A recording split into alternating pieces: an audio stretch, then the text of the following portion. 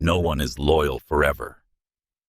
The words hang in the air, heavy as a headsman's axe, sharp as the truth they carry. In the halls of power, where banners flutter and blades gleam, loyalty is a coin spent quickly, its value fleeting. Men swear oaths to kings, to gods, to blood, but oaths are only words, and words are wind. The Iron Throne, forged in dragonfire, does not care for promises.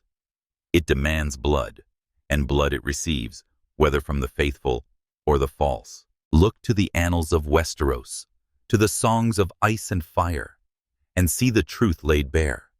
Loyalty is a chain, and every chain breaks under strain. Tywin Lannister knew this. His gold bought swords, his name bought fear. But could it buy life? Could it buy the one thing no man, no matter how cunning, can hold forever? Consider the Lion of Casterly Rock, a man who built an empire not on love, but on calculation. Tywin Lannister was no fool to trust in loyalty. He saw the world for what it was, a battlefield where every man is a soldier, every woman a schemer, every child a pawn. His father Tytos had been weak a man, who smiled too easily, who let vassals mock him and debts go unpaid. Tywin watched a boy with cold green eyes as the world devoured his father's softness. He learned early that power is not given. It is taken forged in the crucible of fear and respect. When he crushed the Rains and Tarbecks, drowning their halls in blood and song, he did not do so for vengeance alone. He did it to etch a lesson into the stone of Westeros: defy a Lannister, and you will cease to exist. A Lannister always pays his debts, they say. But it is not a promise of kindness. It is a warning. Pay what you owe, or the debt will be carved from your flesh. Yet Tywin's gold, for all its weight, could not buy everything. It bought armies, yes. It bought the allegiance of houses great and small, from the Freys to the Boltons. It bought the silence of spies and the swords of sellswords. But life is slippery, a shadow that flees the grasp of even the mightiest. Tywin's gold could not buy his son's love, nor his daughter's heart, nor his own immortality. He sat atop a mountain of wealth, a king in all but name, yet he died on a privy, an arrow through his gut, slain by the son he scorned. Tyrion the dwarf, the outcast, the one Tywin could not bend his, was the hand that proved gold's limits. For all his power, Tywin could not buy a shield against betrayal. And betrayal, like death, comes for all. Look to Ned Stark, the honorable fool whose loyalty was his noose. The North remembers, they say, and so it does. But memory is a cold comfort to the dead. Ned Stark swore to serve his king, his friend Robert Baratheon, a man who wore a crown, but never truly ruled. Ned's loyalty was iron unyielding, forged in the snows of Winterfell, and tempered by the old gods. He believed in truth, in justice, in the weight of his word. But King's Landing is no place for such men. The capital is a pit of vipers, where truth is a blade turned against its wielder. Ned saw the rot Cersei's incest, Joffrey's illegitimacy, but he thought honor would protect him. He thought his friendship with Robert, his name, his Stark blood would be enough. He was wrong. Littlefinger's dagger, Cersei's cunning, and Joffrey's cruelty stripped him of everything: his title, his family, his head. Loyalty to a king, to a cause, to a friend, it bound Ned to his doom. His gold was his honor, and it bought him nothing but a block. Cersei Lannister, too, knew the cost of loyalty, though her coin was different.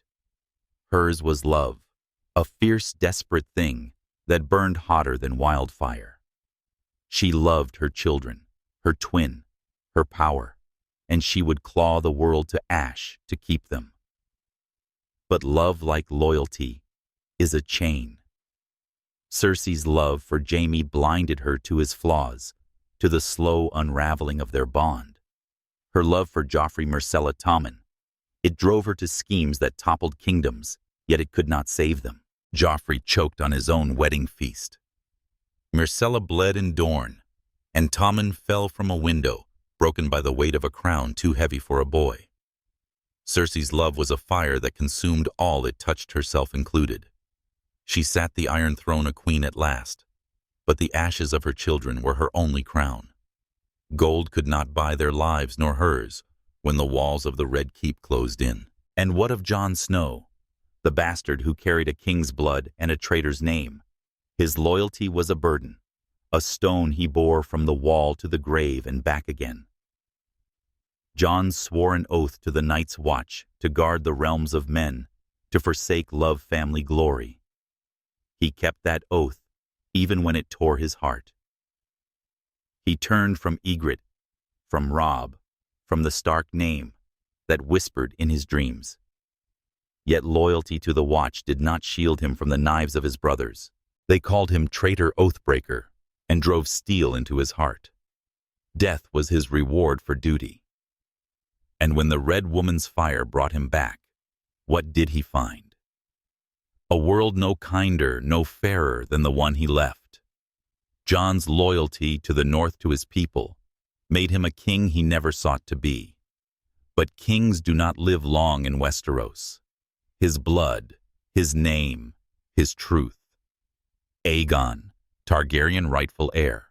It was a secret that burned brighter than any crown. Yet even that could not buy him peace. Loyalty to Daenerys, to the dream of a better world, led him to a choice no man should face, love or duty.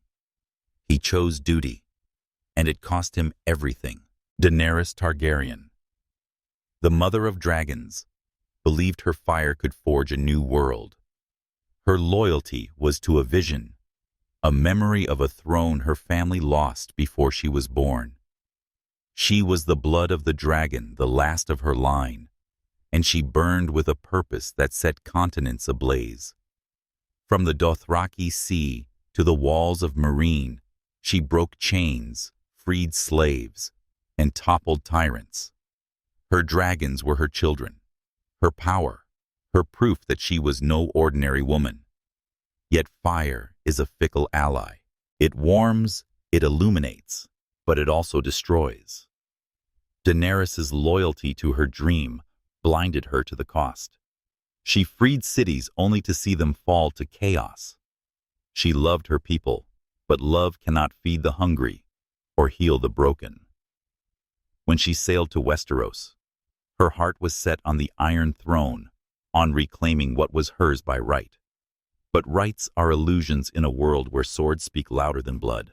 Her loyalty to her cause, to her dragons, to her own sense of justice, it turned to ash in King's Landing. She burned a city to claim a throne, and in doing so lost the very thing she sought, to be a queen, not a monster. Her gold was her fire, and it bought her nothing but a dagger in the heart. Tywin's gold, Ned's honor, Cersei's love, Jon's duty, Daenerys's fire. Each a coin spent in the market of life, each insufficient to buy what they sought. Power, they learned, is not a thing you hold. It is a shadow you chase, and shadows have no substance. The Iron Throne, that jagged seat of kings, is a lie.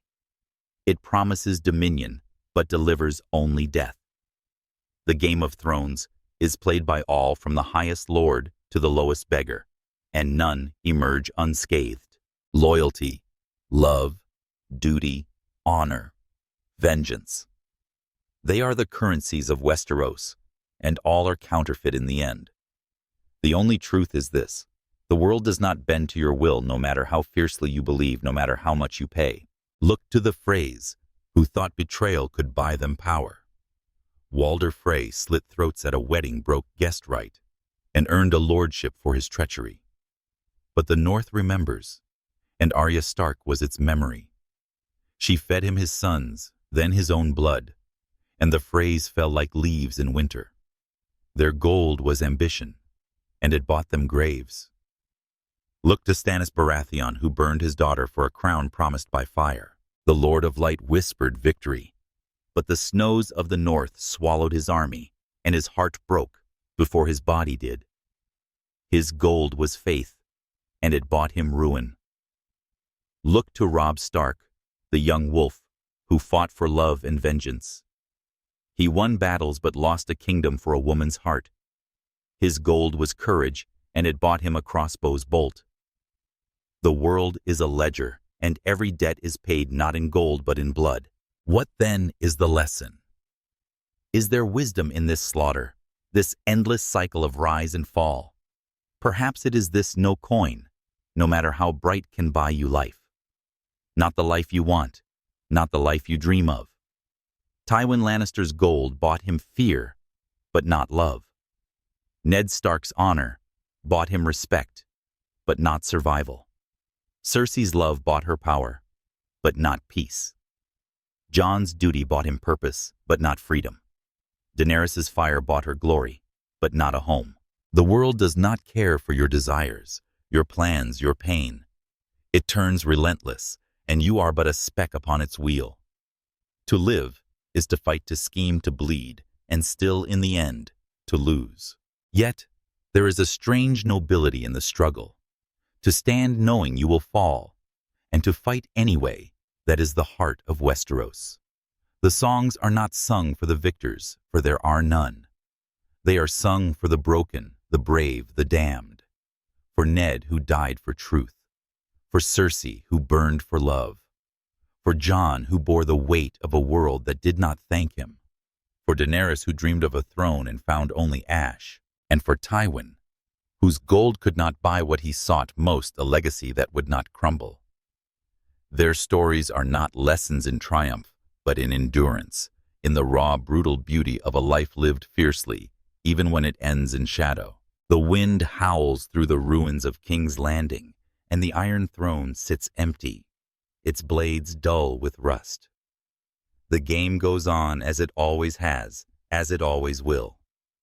New players rise, new banners fly, new blood spills. But the truth remains carved into the stones of Westeros, whispered in the songs of bards. No one is loyal forever, and no gold, no matter how pure, can buy life. Tywin Lannister learned this, as all must in the end. His empire of fear, his mountain of wealth, his name that shook the world. It was not enough. It never is. The world does not weep for the fallen. It turns relentless, grinding their bones to dust beneath its weight. In Westeros, where the seasons stretch like lifetimes, and the gods watch with indifferent eyes, there is no room for tears. The strong endure, the weak perish, and the clever, oh, the clever think they can outrun fate. But fate is a hunter, patient and precise, and no man, no matter how gilded his name, escapes its arrow. Tywin Lannister knew this, or thought he did. His gold was a shield, his cunning a sword. Yet both failed him in the end. The question lingers heavy as a crown: could his wealth, his power, his iron will ever buy what all men crave? Life, not just in breath, but in legacy, in meaning, in a mark that does not fade. Consider Petyr Baelish, the man they called Littlefinger. A shadow who wove webs where others swung swords. He was no lord born to power, no warrior clad in steel. His gold was not coin, but secrets, whispers traded in dark corners, promises bought with half-truths. Baelish rose from nothing, a boy of a minor house mocked for his small stature and smaller lands. Yet, he saw what others did not. Power is not in castles or armies, but in the minds of men. Control their desires, their fears, their loyalties, and you control the world. He played the Game of Thrones with a smile, moving pieces, Sansa, Lysa, Ned, Cersei, like pawns on a Sivas board. His love for Catelyn Stark, a wound that never healed, drove him to heights no low-born man should reach. But love, even twisted into ambition, is a dangerous fuel. Baelish's gold, his cunning bought him titles. Wealth, the veil. It bought him influence over kings and queens. Yet it could not buy trust. Sansa, the girl he shaped, the Stark he thought to own, saw through his webs. Her blade, guided by Arya's hand, ended him in the hall of Winterfell. Littlefinger's gold was knowledge, and it bought him power but not life. The world he sought to rule spat him out a lesson carved in his final breath. No web is strong enough to hold forever. Look now to Sansa Stark, the girl who became a woman in the crucible of betrayal. Her gold was innocence once bright as a summer's day spent too quickly in the courts. When winter comes, will Sansa stand tall of King's Landing? She dreamed of knights and princes, of songs and love. But Westeros is no place for dreams. Joffrey's cruelty, Cersei's schemes, Littlefinger's manipulations, they stripped her of naivety layer by layer until only steel remained. Sansa learned to play the game not with swords or secrets, but with silence, with patience, with the quiet strength of a wolf who knows the pack will come. She endured Ramsay Bolton's horrors, outlived the monsters who sought to break her, and returned to Winterfell not as a pawn, but as a queen. Yet her gold, her resilience came at a cost.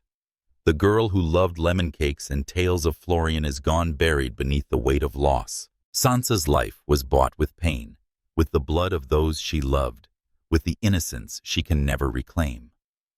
Her crown is the North, but it is a cold throne. And the question remains, does survival count as life when all you loved is ash? Theon Greyjoy, too, knew the price of gold, though his was identity. Born a prince of the Iron Islands, raised a ward of Winterfell, he was neither Stark nor Greyjoy, but something broken in between. His gold was pride, a desperate need to prove himself to be more than a hostage, more than a boy caught between worlds. He chose the Ironborn, his blood, his birthright, and betrayed the Starks who raised him. He took Winterfell, declared himself its lord. But pride is a brittle coin. The North did not bend, and neither did Ramsay Bolton, who flayed Theon's body and mind until only reek remained. Yet Theon's story does not end in despair. He found redemption, a flicker of the man he might have been, in saving Sansa, in standing with Jon, in facing death at Winterfell's gates. His gold in the end was courage, not the brash arrogance of youth, but the quiet bravery of a man who knows he is damned. It bought him a moment of peace, a name reclaimed, yet not life. The Night King's army took that as it took so much else. Theon's tale whispers a truth: you can buy your soul, but the world may still claim your breath. And what of Margaery Tyrell, the Rose of Highgarden whose gold was charm? She walked the treacherous paths of King's Landing with a smile, her beauty a weapon, her kindness a shield. Margaery knew the game, knew how to bend men's hearts without breaking their pride. She won Joffrey, then Tommen, weaving herself into the fabric of power with grace no Lannister could match. Her ambition was not for a throne, but for influence, for a legacy that would bloom through her house. Yet charm, like all coins, has its limits. The faith militant, with their zeal and their sparrows, cared nothing for her smiles. Cersei's wildfire cared even less. Margaery burned in the great sept, her gold spent, her plans reduced to cinders. She played the game better than most, but the game does not reward skill. It rewards survival, and even that is fleeting. Her death is a reminder, no matter how brightly you shine, the world can snuff you out. The world of Westeros is a tapestry of such stories, each thread a life spent chasing something: power, love, redemption, that slips through the fingers. Look to Olenna Tyrell, the Queen of Thorns, whose gold was wit. She outlived her son, her grandchildren, her house, cutting through the nonsense of lords and kings with a tongue sharper than any blade. She poisoned Joffrey, outmaneuvered Cersei, and died with a confession that burned brighter than her enemy's rage. Yet her gold could not save Highgarden, could not save her line. Wit buys moments, not eternity. Look to Varys the Spider, whose gold was service. He wove a web across 2 continents, all for a dream of a better ruler, a better world. He died for Daenerys, betrayed by the very loyalty he offered. Service, it seems, buys only the chance to serve again, until the fire claims you. Look to Brienne of Tarth, whose gold was honor not the brittle kind that doomed Ned, but a living, breathing vow to protect, to serve, to be true. She guarded Sansa loved Jaime and wrote the songs of heroes in the White Book. Yet honor did not spare her heart, nor the pain of a world that mocks the noble. Her gold bought purpose, but purpose is a lonely bedfellow. What does this tell us? That gold in all its forms, cunning resilience, pride, charm, wit, service, honor, is a currency the world accepts but never fully honors. Tywin Lannister's gold bought him an empire, but empires crumble. His children, his legacy turned to dust in his shadow. Jaime, the Golden Son, sought redemption, but found only loss. Cersei, the Queen, sought power, but found only ruin. Tyrion, the outcast, sought meaning, but found only survival. The Lannister name, once a roar, is now a whisper drowned by the winds of winter. Their gold was vast, but life, true life, the kind that endures in hearts, in songs, in the memory of the world, slipped through their grasp. The iron throne, that twisted seat of ambition, laughs at such efforts. It is a throne of blades, and blades cut all who sit too long. The Game of Thrones is not a game at all, but a crucible. It tests, it breaks it, burns away the illusions men cling to. Loyalty, we said, is a chain, and chains bind both the wearer and the master. Littlefinger's chains were his schemes, and they strangled him.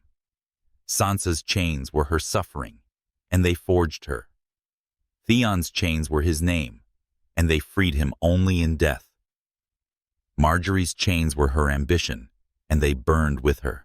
Every player in this game wears their chains, and none escape unmarked. The world does not care for your gold, your dreams, your pain. It cares only for the next move, the next blood spilled, the next name forgotten. Tywin thought he could buy life, not just for himself, but for his house, his legacy. He was wrong. His gold bought fear, but fear fades. His gold bought power, but power falls. His gold bought time, but time runs out. Yet there is something in the struggle, something that lingers when the dust settles. Not victory. There is no victory in Westeros but defiance. To stand against the tide, to fight for a name, a love, a vow, even knowing it will end in shadow. That is the spark that lights the songs. The bards do not sing of Tywin's gold, but of Jaime's sacrifice, of Sansa's strength, of Theon's redemption. They sing of Marjorie's grace, of Olenna's defiance, of Varys's dream. They sing of Brienne, who carried honor like a torch in the dark. These are the lives that echo, not because they won, but because they burned brightly, even as the world tried to snuff them out. Tywin's gold could not buy this.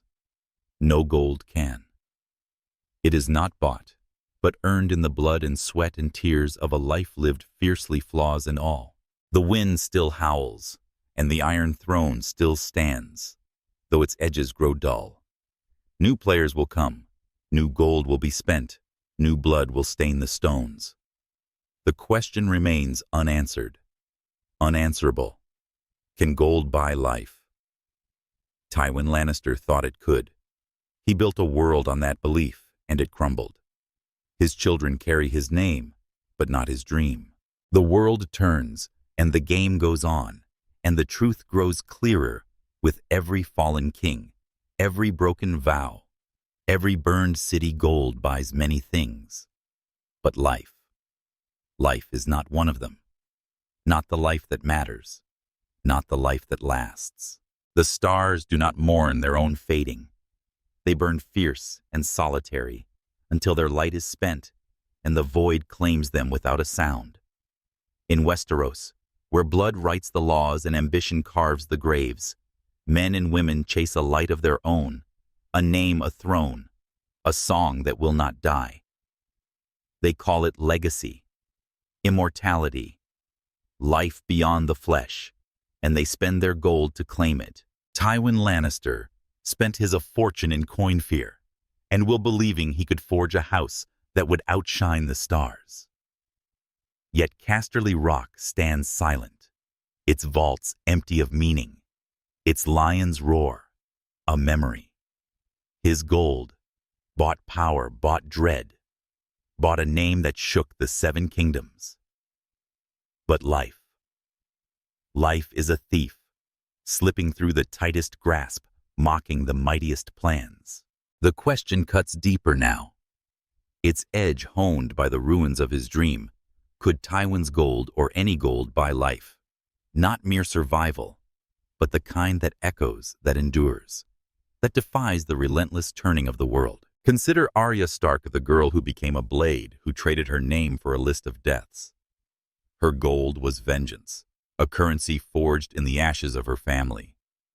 She saw Ned's head fall, heard the Red Wedding's slaughter, felt the weight of a world that cared nothing for Starks or justice. Vengeance was her shield, her sword, her reason to breathe when despair whispered surrender. Across the narrow sea, in the house of black and white, she learned to shed her skin to wear faces to kill with a whisper. Her gold bought her power, the kind that topples kings and butchers lords. Joffrey Tywin Walder. Frey. Each name crossed off was a debt paid, a wound cauterized. Yet vengeance is a cruel master. It promises justice, but delivers only hunger, a void that grows with every kill. Arya's gold bought her the means to destroy, but not to rebuild. The girl who returned to Winterfell was no longer the child who fled King's Landing. Her laughter, her dreams, her softness, they were the price of her list. She stood as a Stark, a wolf, but the mirror showed a stranger. Vengeance bought her survival, bought her a place in the songs, but not life. Not the life she lost when the world broke her heart. The faces she wore could not hide the truth. Every death she dealt was a step further from home. Jaime Lannister, the Golden Son. The Kingslayer carried a different gold love, a flame that burned through honor, duty, and shame. He loved Cersei, his twin, his other half, with a desperation that shaped his every choice. For her, he pushed a boy from a tower, slew a mad king, wore the scorn of a realm that spat his name. His gold was not just Cersei, but the belief that love could absolve any sin, could make sense of a world that judged him. Yet love is a chain, and Jaime's bound him to a woman whose heart turned to stone. His journey was one of fracture, of peeling away the arrogance of youth, to find something raw, something true. He saved Brienne, fought for Tyrion, stood against the dead at Winterfell. He sought redemption, a coin he could barely name, yet it crumbled in his hands. When he rode back to Cersei to die in her arms as the Red Keep collapsed, it was not love's triumph, but its defeat. His gold bought him moments of glory, saving King's Landing from Aerys, knighting Brienne under the stars, but not life. The stones that crushed him cared nothing for his heart. Love, for all its fire, could not buy him a dawn he would never see. Melisandre, the Red Woman, spent her gold in the flames of faith. She saw visions, heard the voice of R'hllor, believed she was the herald of a world reborn. Her faith was a beacon in a land of ice, a fire that warmed her through centuries, that gave her purpose when kings and gods failed. She crossed oceans, served Stannis Baratheon, raised Jon Snow from death, all for a prophecy she held as truth. Her gold was her certainty, her magic, her willingness to burn the innocent Shireen, the child of light, for a greater good. Yet faith is a treacherous coin.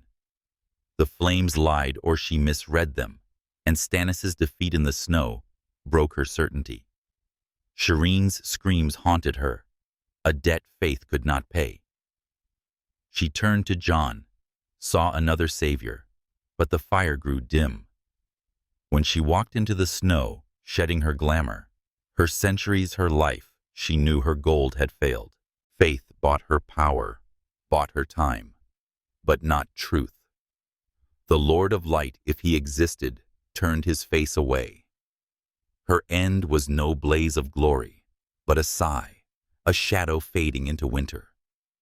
The world she sought to save did not thank her.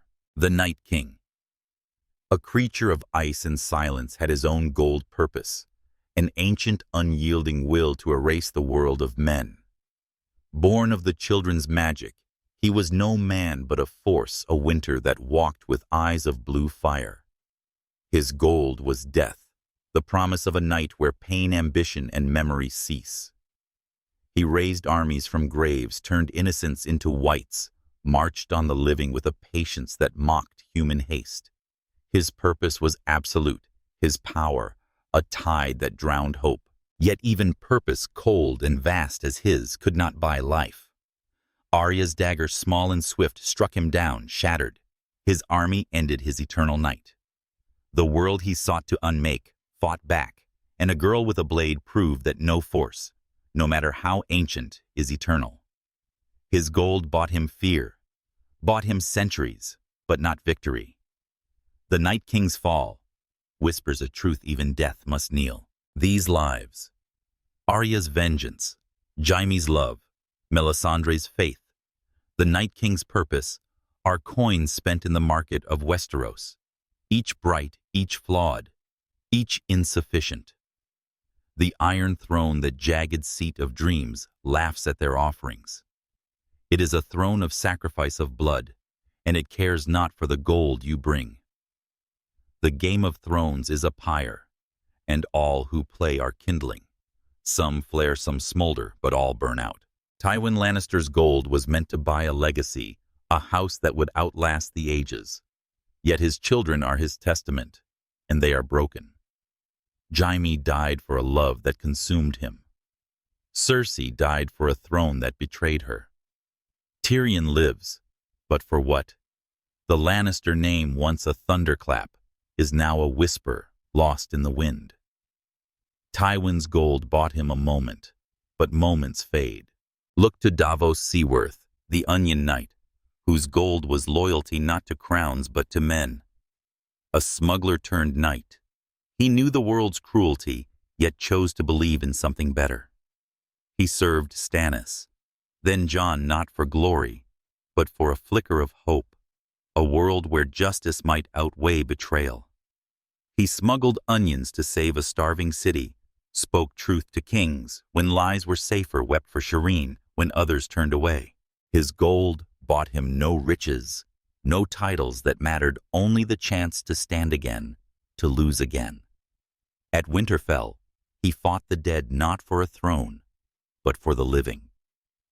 Yet loyalty, even as true as his, cannot buy life. It buys moments, fleeting, fragile, and the world takes them as it takes all else. Davos lives, but his heart carries the weight of those he could not save. His gold is a quiet strength, but quiet strengths do not shield you from grief. Samwell Tarly, the scholar of Horn Hill, carried a different gold knowledge. He was no warrior, no lord, but a man who believed in the power of words, of truths buried in dusty tomes. At the wall in the citadel, he sought answers, dragonglass, the White Walker's weakness, the secrets of kings and dragons. His gold was his mind, his courage to seek when others fought, to learn when others died. He saved Gilly, named a child for Jon, wrote the history of a world that nearly ended. Yet knowledge, for all its light, does not spare you pain. Sam lost his brother to Daenerys' fire, his father to his own pride, his home to a world that valued swords over books. His gold bought survival, bought a place in the new world, but not peace. Knowledge is a heavy burden, and the world does not thank those who carry it. And what of Bran Stark, the broken, whose gold was sight? Struck down by Jaime, carried beyond the wall, he became the three-eyed raven, a vessel for the world's memory. His gold was vision, the ability to see past, present, and future, to know the truths no man should bear. He saw the Night Kings rise, the fall of kings, the burning of cities. He sat the Iron Throne, not as a king, but as a chronicle, a mind that held Westeros' story. Yet sight is a cold companion. Bran's gold bought him power, bought him a crown, but not humanity. The boy who climbed Winterfell's walls, who laughed with Robb, who dreamed of knighthood, he is gone, replaced by something distant, something other. His gold bought him eternity, but at the cost of himself. To see all is to feel nothing, and Bran's life is no life at all, but a duty that stretches beyond the grave. Look to Tormund Giantsbane, whose gold was freedom. A wildling, a man of the free folk, he lived for the wind in his hair, the fire in his blood, the right to choose his path. He fought for Mance Rayder, for Jon, for the living, not for thrones, but for the chance to live unbound. His gold bought him battles, bought him stories, bought him a place among legends. Yet freedom is a fleeting coin. The wall fell, the dead marched, and Tormund's people paid in blood. He survived, returned beyond the wall, but the world he knew is gone. His gold bought him life, but life without the wild is a cage of its own. Look to Grey Worm, whose gold was duty. A slave turned soldier, he followed Daenerys, not for love, but for the purpose she gave him. He freed cities, fought wars, lost Missandei to a world that did not care. His gold bought him vengeance, bought him a place in her dream, but not joy. When Daenerys fell, Grey Worm sailed away, his duty spent, his heart empty. Duty buys obedience, but not life. The world is a ledger, and every debt is paid not in gold, but in consequence. Tywin's gold bought him an empire, but empires crumble. His fear bought him obedience, but obedience breeds rebellion. His cunning bought him victories, but victories are forgotten. The lesson is not in the gold, but in the cost. Vengeance, love, faith, purpose, loyalty, knowledge, sight, freedom, duty. Each a coin, each a chain, each a fire that burns the hand that holds it. The world does not bend to your will, no matter how fiercely you fight, no matter how much you offer. It turns, and you are swept along, a spark in a storm, a leaf on a tide. To live in Westeros is to know this, to feel it in the marrow, to see it in the eyes of every soul who dares to hope. Yet there is a defiance in the struggle, a beauty that lingers when the smoke clears. To chase eternity, knowing it will fade, to fight for a name, a love, a truth, even when the world scorns you, this is the spark that lights the songs. The bards sing of Arya, who avenged her house though it cost her soul. They sing of Jaime, who loved too deeply though it led to ruin. They sing of Melisandre, who burned for her god, though he did not answer. They sing of Davos, who stood true though the world did not reward him. They sing of Sam, who carried light in a world of shadow. They sing of Bran, who saw all and lost himself. They sing of Tormund, who lived free, and Grey Worm, who served to the end. These are not tales of victory, but of fire of lives that blazed against the dark, even as it swallowed them. The wind howls, and the Iron Throne rusts its blades, dull with time. The game goes on. New players, new coins, new blood. The question remains sharp, as ever, can gold buy life? Tywin Lannister thought it could. He built a world on that belief, and it fell. His legacy is not in gold, but in the lives he shaped, the hearts he broke, the enemies he made.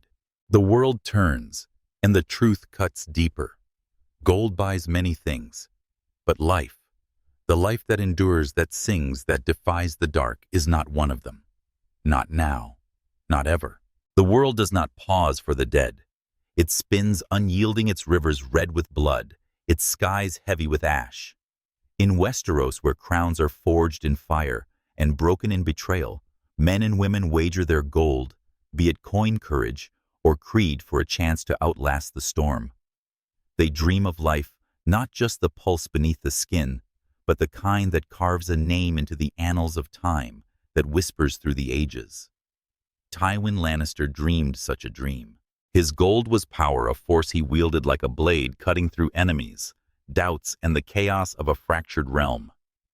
He believed his wealth, his fear, his iron grip could buy a house that would stand forever. Yet Casterly Rock is a hollow shell. Its lion's roar silenced its legacy, scattered like leaves in a winter gale. The question grows heavier, its weight a chain around the heart.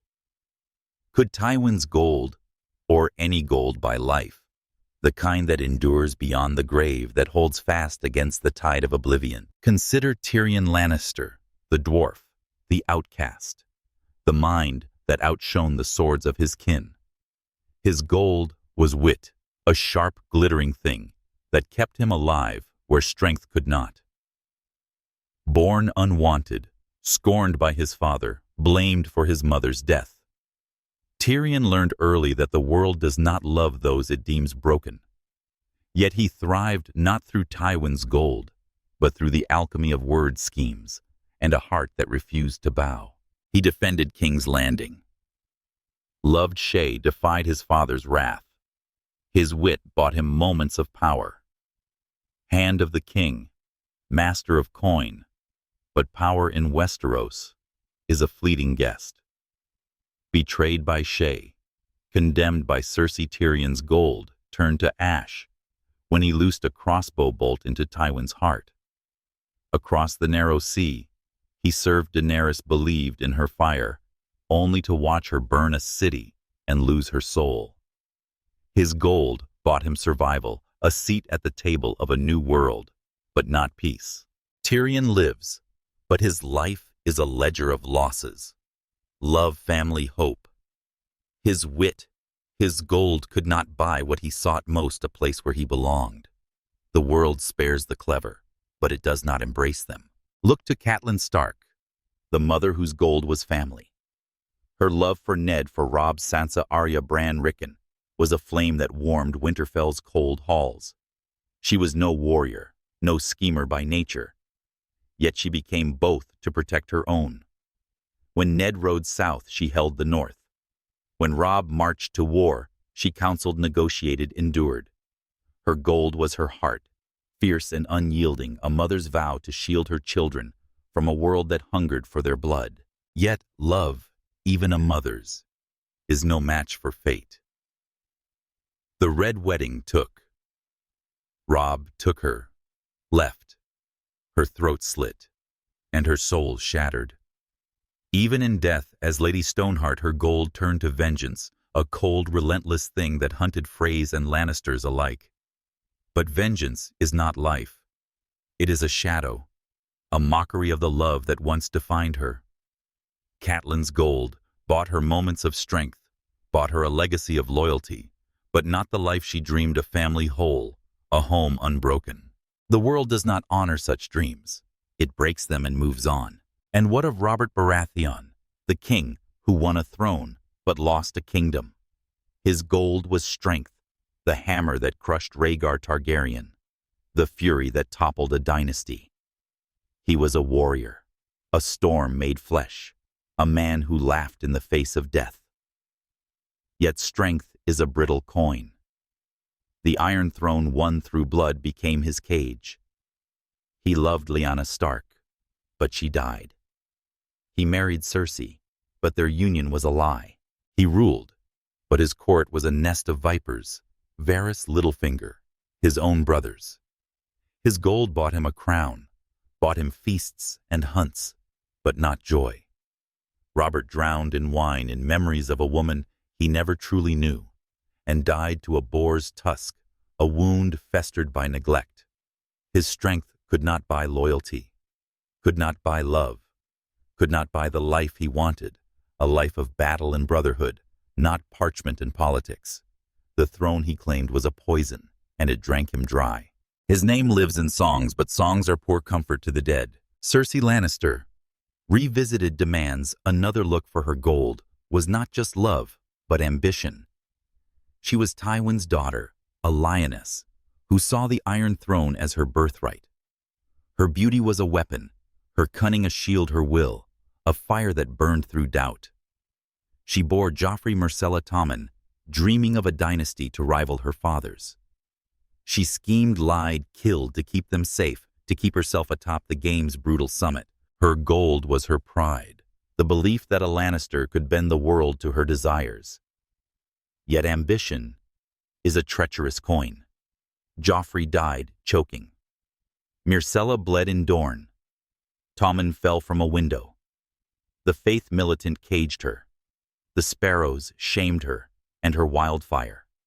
Her final triumph burned only her enemies and her soul. When she sat the Iron Throne, it was a hollow victory surrounded by ash. Her gold bought her power, bought her a crown but not life. The stones of the Red Keep falling with Jaime's arms around her were her final judge. Ambition buys thrones, but thrones are graves. The world of Westeros is a mosaic of such tales, each a shard of glass reflecting the same cruel truth: gold in all its forms is never enough. Look to Jorah Mormont, whose gold was devotion. He loved Daenerys not as a queen, but as a woman, a dream of redemption, for a life stained by exile and shame. He fought for her, bled for her, returned to her, even when she cast him out.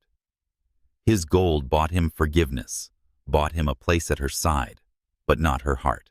He died in her arms, shielding her from the dead, his devotion spent.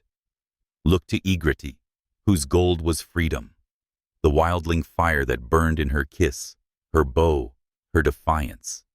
She loved Jon Snow, but her gold could not buy a world where wildlings and kneelers could stand together.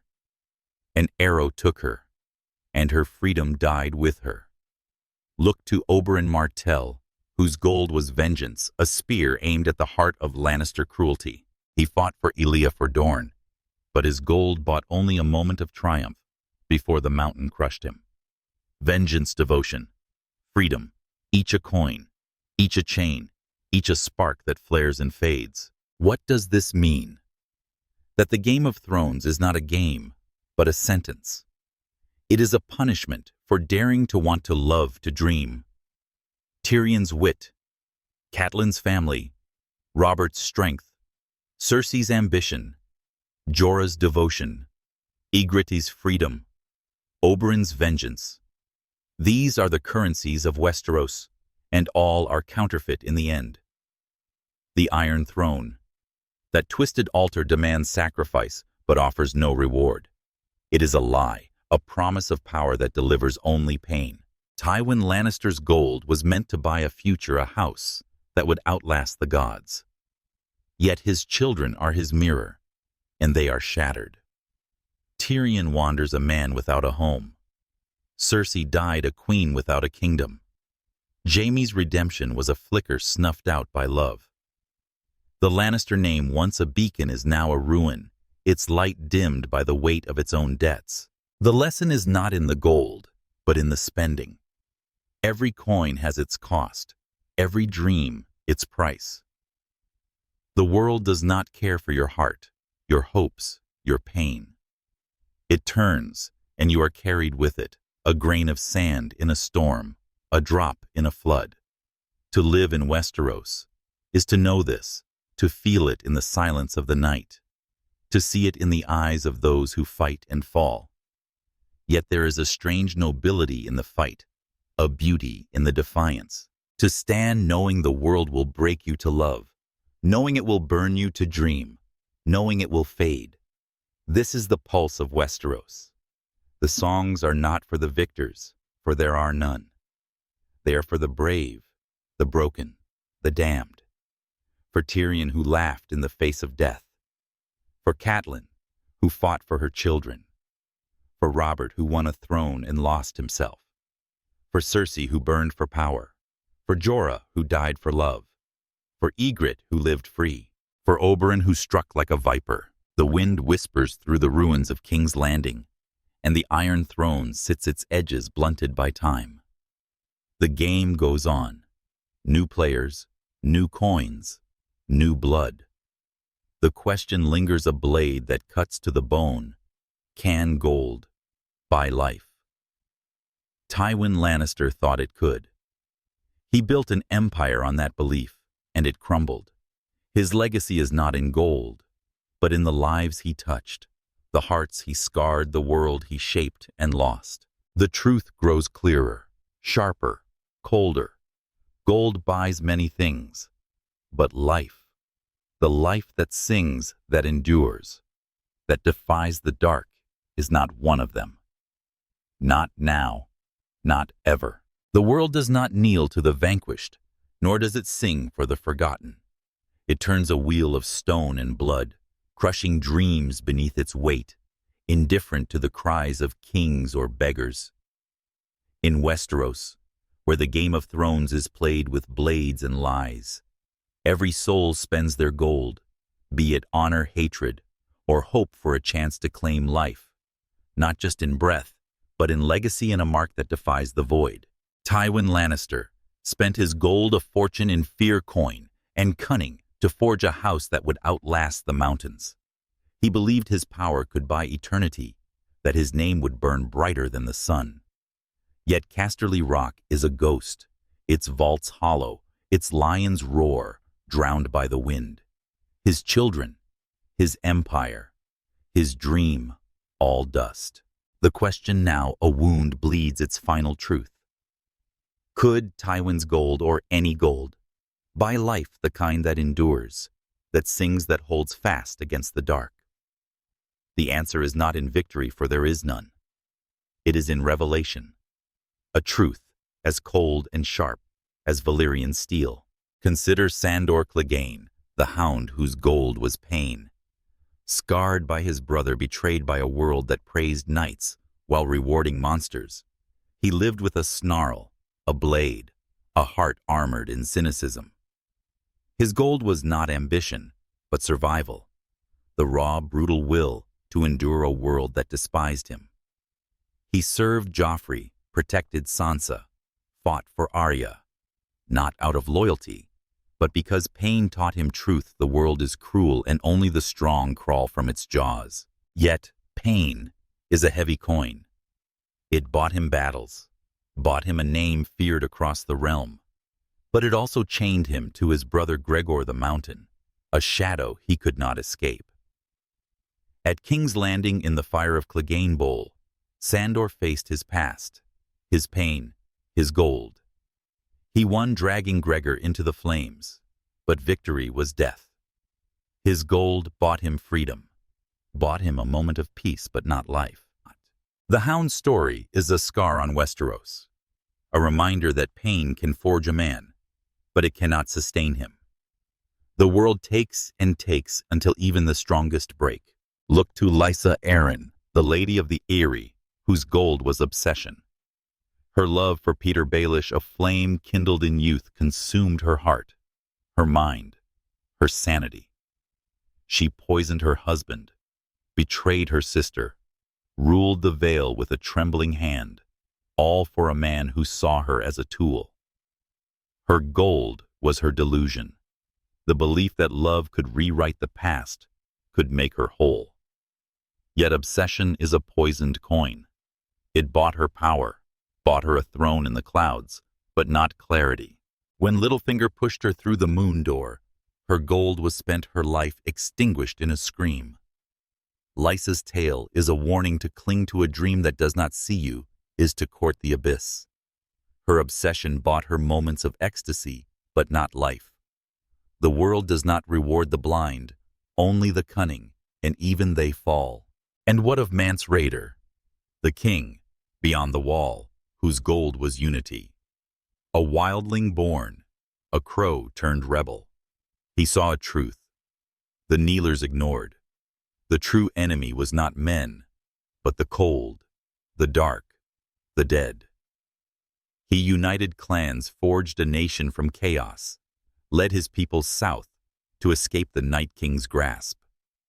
His gold was his vision, his charisma, his refusal to bend the knee. Yet unity is a fragile coin. He is a fragile. The wildlings followed him, but the watch betrayed him. and Stannis's fire burned him, or so they thought. His death a lie bought him time, but time is not life. When he fell true or false, his dream faltered. The free folk survived, but Mance's gold could not buy the world. He saw a world where freedom trumped thrones.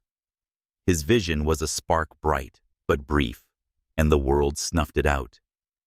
Unity buys hope, but hope is a guest that leaves before dawn. Daenerys Targaryen revisited demands of final reckoning, for her gold was not just fire, but destiny. She was the mother of dragons, the breaker of chains, the blood of old Valyria, born to rule. Her gold was her belief that she could remake the world, that her birthright was not just a throne, but a promise of better tomorrow. She freed slaves, burned tyrants, sailed to Westeros with dragons and dreams. Yet destiny is a treacherous coin. It blinds you to the cost, to the lives crushed beneath your vision. In King's Landing, her gold turned to ash. She burned a city not for justice, but for fear for the throne that whispered her name. Her destiny became her doom, and Jon's dagger, driven by duty, ended her reign. Daenerys's gold bought her glory, bought her a name that will echo in songs, but not life. The Iron Throne. Her dream was a pyre, and she was its final offering. Destiny buys power, but power is a flame that consumes its wielder. The tapestry of Westeros is woven with these threads. Sandor's pain, Lysa's obsession, Mance's unity, Daenerys's destiny, each a coin, each a chain, each a fire that burns out. The Iron Throne, that jagged lie mocks their sacrifices. It is a throne of ambition, of blood, of dreams, and it cares nothing for the gold you offer. The Game of Thrones is a crucible, and all who enter are tested, broken, remade. Tywin Lannister's gold was meant to buy a legacy, a house that would outshine the gods. Yet his legacy is a ruin. His children, his empire, his name, all fractured, faded, forgotten.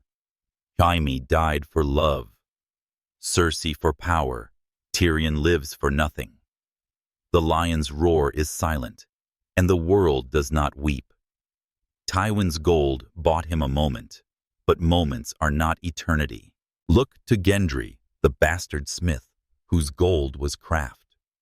He forged steel-shaped swords, built a life from the ashes of a king's blood. He loved Arya, fought for the living, claimed a lordship he never sought.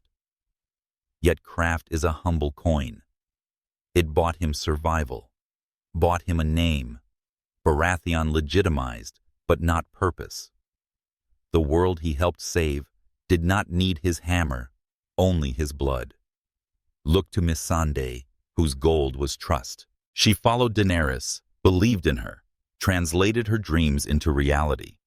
Her trust bought her freedom, bought her love with Grey Worm, but not safety.